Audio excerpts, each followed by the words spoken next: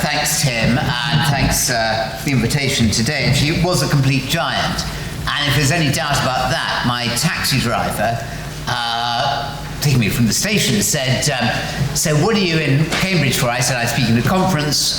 He said, on what? And I said, on Margaret Thatcher. He said, Pwah! He said, a giant. Then he said, mind you, she was a bloody difficult woman. And of course, she was, and that partly explains why she was such a giant.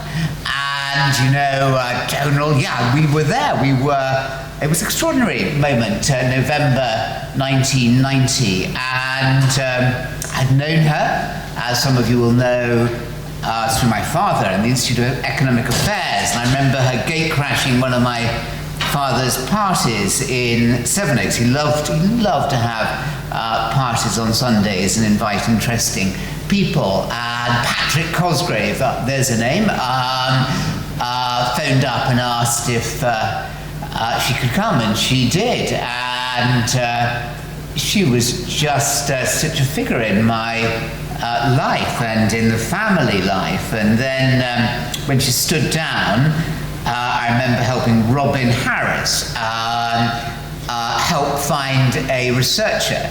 And there was a wonderful person called Chris Collins, and I showed him Chris Collins. They met, and he told Chris one thing: if you're going to get this job, your beard's got to come off. And he said, what? Anyway, he took the beard off and he got the job. So that was a great thing. And it was lovely also helping Charles Moore provide his great researcher, Dan Collings, another Tunbridge person. But look, I think the most relevant work I've done here is the book for Cambridge University Press called Impossible Office, ? The History of the British Prime Minister. And there I was looking at what are the factors that make for the epoch-changing, weather-making, agenda-changing giants as prime ministers, those figures who change the country, leave the economy stronger, leave the union stronger, leave its position in the world stronger, and whose subsequent incumbents at Downing Street either loathe her or love her, but none can escape their shadow. And there were only 9 of these, 9 out of 58. I mean, that's a terrible record.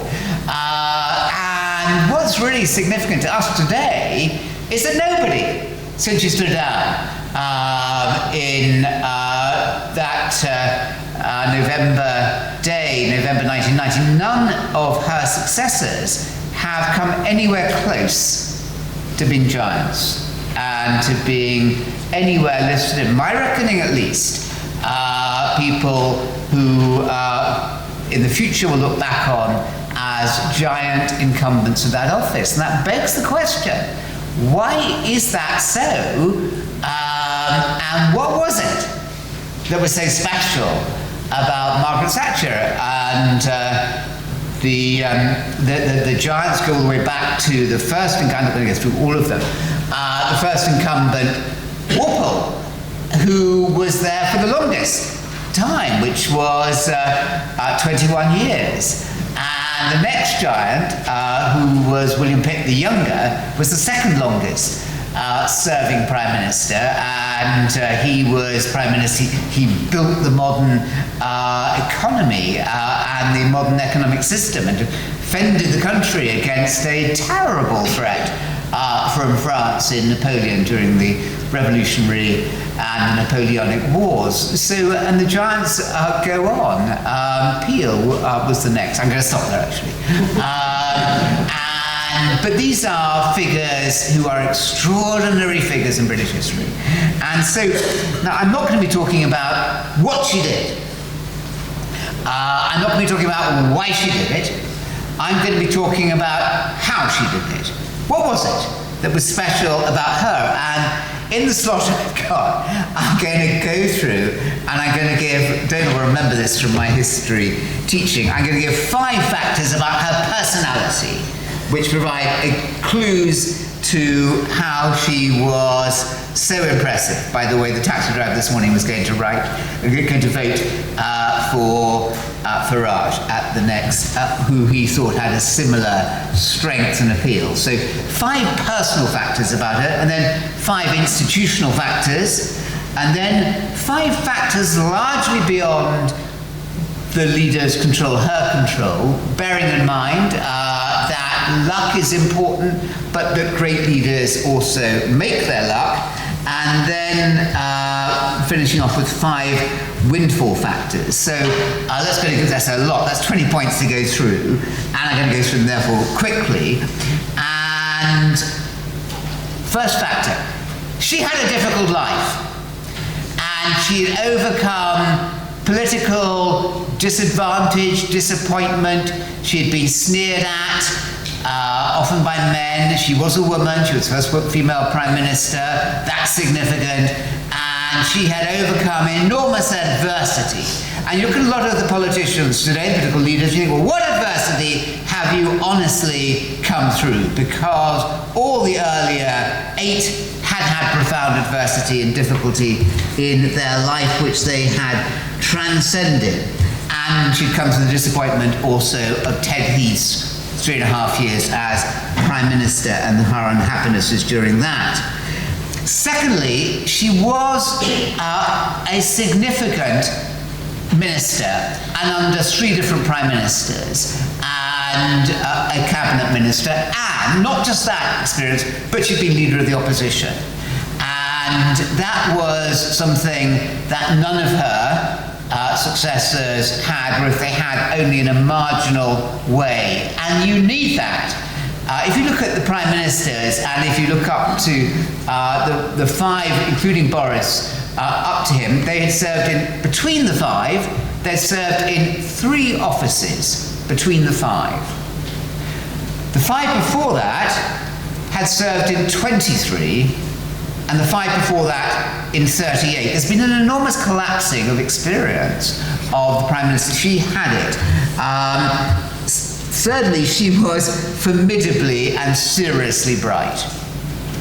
And unless you are not going to be able to cut through what you have to do. And she had both an administrative brain that Keir Starmer has, and Rishi Sunak has, but she also had a political brain. And you need to have both of those in your formidable brightness. Fourth, and it seems unimportant almost, but she had a formidably strong constitution. That we saw, for example, in Brighton the day after the bombing of the Grand Hotel, and her strength to have been up all night and to have gone to Lewis Police Station and gone to the hospital and to be there, but to be able to keep going on and on, and to have that extraordinary vision and competence and strength. She was able to project strength. I mean, there was something Trumpian about her. Why was Trump so much more significant than most American presidents? Because he has that exuberant self-confidence and belief in their leadership that she had. And then the final point was she was not just a good judge of people, but she was a good and decisive sacker. And you have to do that. And to be Prime Minister. So, I'm watching the clock here. And then 5 institutional factors. She had 2 formidable second Lords of the Treasury. The Prime Minister's first Lord of the Treasury, the Chancellor's second, who were of their time. Geoffrey Howard, the right person at that time. Geoffrey Howard learnt from the experience of a bitter experience of Ted Heath's government and put it into power, and then she had 6 years of Nigel Lawson. These are giants, and often you get giant PMs when you have giant chancellors. Secondly, she was blessed in having Whitelaw, I won't tell you the quip about that because you all know it, as her deputy Prime Minister all the way through to January 1988, when ill health meant he couldn't continue. And it is not insignificant that there was an unravelling of the premiership after that. You need to have all those strong PMs, you need to have somebody who is incredibly loyal, has your back, is all over people, but also has their respect, as Whitelaw did. Third, she knew how to use people in Downing Street. Now, Keir Starmer hasn't a clue what these various jobs are.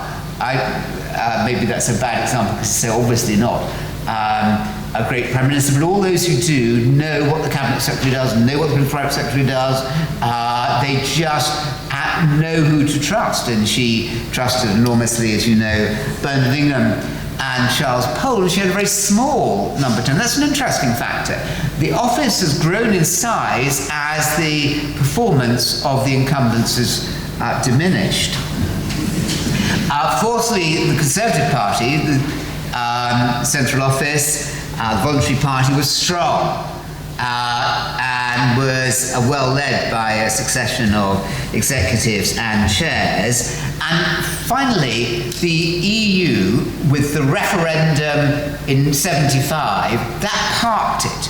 It parked the EU being, Britain had voted to remain in the EU, and that stopped it until Delors started kicking off in the second half of the 1980s. It stopped it being a divisive issue, and it's that issue that has been so difficult for so many prime ministers. So it wasn't a divisive issue for her until the last, or a divisive issue for the party rather, and for her until the last couple of years. I'm just going to do a quick time check here. Whoa! I'm going to move on even more quickly. Now, factors to some extent beyond her control that explain why she's one of only 9 holders of the title, as I would see it, of being a giant as a prime minister, were the following. There was a sense of time for a change, and if you can come in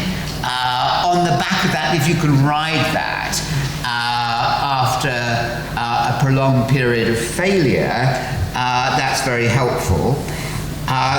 There was a philosophy that she took off the peg, which happened to chime with where America was going, where Europe was going, where much of the free world was going in terms of being anti-state and pro-free enterprise, and again, an enormously smaller number of think tanks. What is it about think tanks? Back in the day, there was only the IEA, and the Fabian, and then the CPS and the ASI and others started, and now you can't get into London. One reason for the enormous problem of traffic is everyone's going to a think tank. And the more think tanks, their impact and certainly their effectiveness has declined as their number has increased. That's a bit controversial. Well, you can see what I mean, though.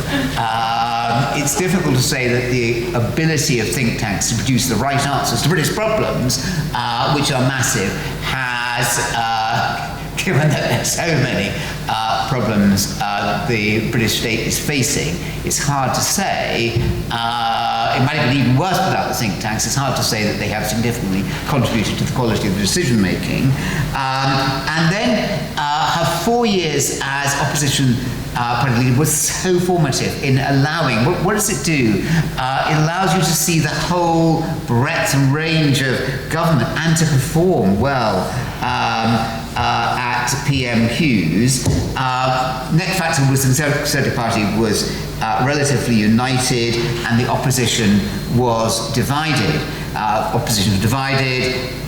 Terrible Michael Foot till 1983, but also the split off with the SDP, and that helped her enormously until Labour started getting its act together in the late 1980s. Neil Kinnock, helped by Peter Mandelson and Philip Gould and others, started becoming slowly again the credible forces that had been under Harold Wilson and Attlee. And then just finishing off on other factors that explain why she was a giant.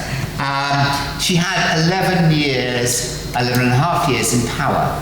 That's the 7th longest lasting, and it's hard to make an impact. All the 9 giants have had at least 6 years in power. Less than that, and you cannot make the difference. You need the time. Attlee, one of the shortest, but again, Attlee was the beneficiary of a lot of thinking that had taken place before he became Prime Minister that he was able to enact. Next point, she won 3 general election victories, and that gave her an enormous personal mandate. And you look at these very successful leaders, and that poses a problem about Johnson with the December 19 mandate, because it's unusual to have a mandate. And Campbell Bannerman back in 1906, it was Lloyd George and Asquith who reaped the benefit of that mandate. It's unusual to have a mandate and then not to make more of it in history, and quite rare. Wilson, 66, won a landslide and a mandate, but found that difficult to use of all the divisions.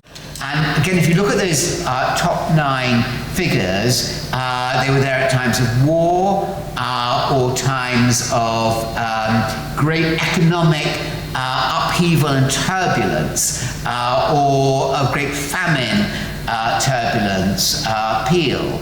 And they are able to turn it to their advantage. So Lord North, 5th longest serving Prime Minister, would be an example with the American War of Independence, the American Revolution.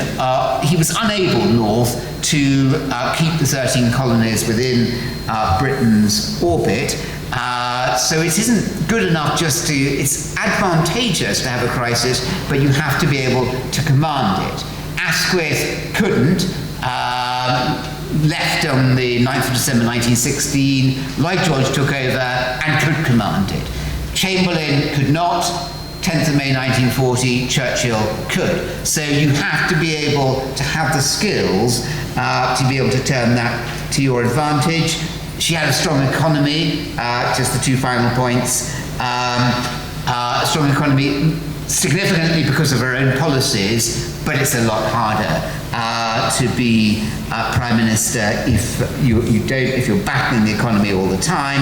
And finally, she was able again to exploit the fact that she had, after Jimmy Carter from November 1980 and January 1981, she had first of all Reagan, particularly Reagan, but also Bush 41 afterwards, and she was able wonderfully well, without the medium of an ambassador in Washington. She just knew how to do it, and that ability to be impressive on both the international stage, to be a giant on the international stage and at home, and to have the courage to do what Ted Heath had been unable to do, not because, Liz Truss had her 2 great heroes were, as you all know, Reagan, particularly Reagan and Thatcher. She didn't understand that they took their time. They didn't rush in at it. And they were learning. They'd learned how, after 1970, Heath had come in like that with the Industrial Relations Act of 71 and so much legislation, hardly any of which survives. They were thoughtful, measured, and then incredibly strong in the way that they executed it and stood up to the Union. So those, Tim, are the 20 factors that got through there, which I hope goes some way towards explaining why she was a giant. And by the way, will we find her like again? Should we take that in questions? Yes. We'll take that in questions.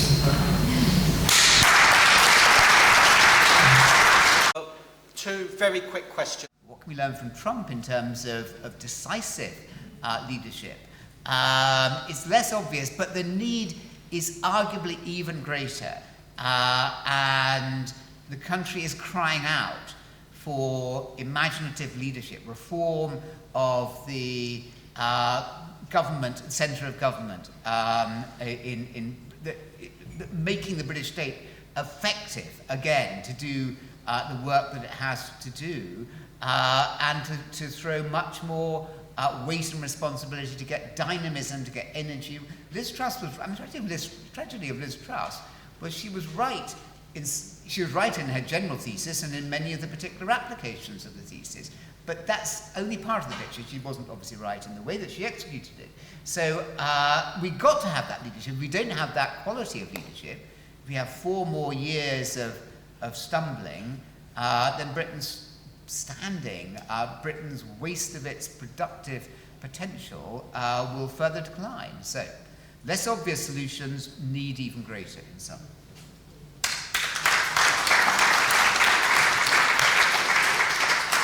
In the interest of time, we're going to move on to our next speaker, I'm afraid. Yeah, cool. So please show your appreciation to Seldon.